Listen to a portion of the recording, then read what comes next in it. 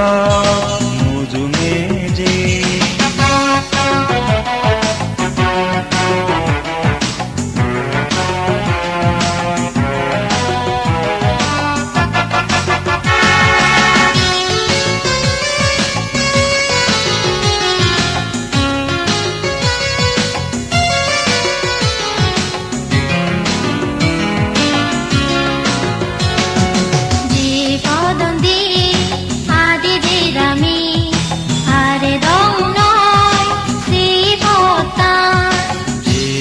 গানো যেবার সে আমি বেশ দূরত নয় সে জাগা বানা আদি বঙ্গির দম নয় নিবিলি হাদা বন্ধুর দম নয় বানা আদি বঙ্গির দম নয় নিবিলি হাদা বন্ধুর দম নয় জীবীর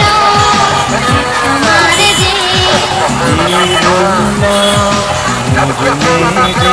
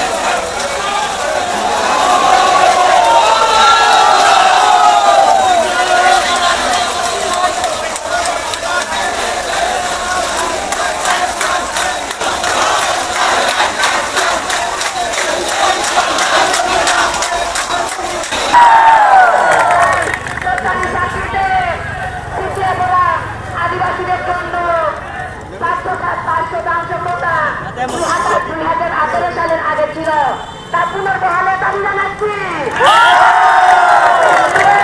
আমি আর ব্যাস কিছু বলতে চাই না। তাহলে আদিবাসী ছাত্র সমাজের জয় হোক। আর 2011 সালে পঞ্চায়েত সংশোধনীতে আদিবাসীদেরকে পূর্ববর্তী বলে আখ্যায়িত করে আদিবাসীদেরকে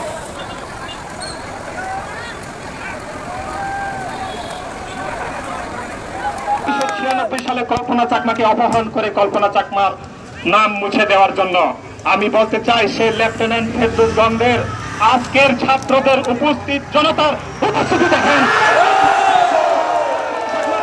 মুছে দেওয়ার জন্য আজকে হাজার হাজার কল্পনা চাকমা পথে দাঁড়িয়েছে, আন্দোলনে সামিল হয়েছে। এই পার্বত্য চট্টগ্রামে এমএল নরমার গ্রাফিটি থাকবে, কল্পনা চাকমার গ্রাফিটি থাকবে। এটা যদি সেনাবাহিনী মানতে পারে তাহলে তারা পাহাড়ে থাকুক, আর যদি মানতে না পারে আপনি মানতে না পারেন এমএল নরমার গ্রাফিটি, কল্পনা চাকমার গ্রাফিটি আপনারা যদি মানতে না পারেন তাহলে আপনারা সংগ্রামী সাগরে গিয়ে যাচ্ছেন।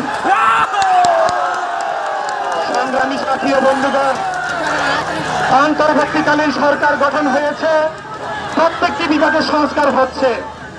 কিছুদিনের মধ্যে পার্বত্য চট্টগ্রাম জেলা পরিষদগুলো সংস্কার হবে। আমি আপনাদেরকে আজকে বলতে চাই, মনোযোগ রাখুন। দৃষ্টি রাখুন সেই জেলা পরিষদ যেন পুনরায় শাসক গোষ্ঠীর লেলিয়ে দেওয়া ব্যক্তিরা নিয়োগপ্রাপ্ত না হয়। যদি শাসক গোষ্ঠী পুনরায় তার লেলিয়ে দেওয়া ব্যক্তিদেরকে দিয়ে আমাদের শিক্ষা ব্যবস্থাকে ধ্বংস করার ষড়যন্ত্র করে, তবে আমি আপনাদের প্রতি উদ্যত আহ্বান জানাই, আপনারা বসে থাকবেন না। আমরাই ঠিক করবো এখানে অন্তর্বর্তীকালীন সরকারে জেলা পরিষদের প্রতিনিধি কারা হবে কারা হবে না। ক্যান্টনমেন্ট থেকে সেটা ঠিক করে দেওয়া আমরা মানি না, মানব না। পরিশেষে সংগ্রামী বন্ধুগণ, আমরা বলতে চাই বৈষম্য বিরোধী ছাত্র আন্দোলনে কোনো বৈষম্যের অবশিষ্ট থাকতে পারে না। সেজন্য আজকের এই সমাবেশ থেকে আমি তীব্র কণ্ঠে বলতে চাই, আমরা এক ভাষার রাষ্ট্র নয়, বহু ভাষার রাষ্ট্র চাই। এক জাতির রাষ্ট্র নয়, বহু জাতির রাষ্ট্র চাই। সংবিধান সংশোধন করার জন্য আমাদের অন্তর্বর্তীকালীন সরকার উদ্যোগ নিয়েছে। আমি আজকের এই সমাবেশ থেকে বলতে চাই, আপনারা যারা অন্তর্বর্তীকালীন সরকারের দায়িত্বে আছেন, আপনারা আমাদেরকে যে সংবিধানে জাতিগতভাবে বাঙালি হিসেবে পরিচিত করা হয়েছে সেটিকে প্রথমে হাত দিবেন। আমাদেরকে জাতিগত দিক থেকে আদিবাসী এবং শস্য জাতি বলে ঘোষিত করতে হবে। সংগ্রামী বন্ধুগণ, উপস্থিত সংগ্রামী জাতি, ছাত্র ও জনতা সকলকে আমি আরেকবার উদ্যত আহ্বান জানাই, আপনারা পরবর্তীকালে কোন অন্যায়, কোন জুলুম, কোন নিপীড়ন মেনে নেবেন না। রাজপথে লড়াকু সৈনিক হয়ে বের হয়ে আসবেন বলে আমি মনে করি এবং এই বলে আমি আমার বক্তব্য শেষ করতে চাই। ধন্যবাদ।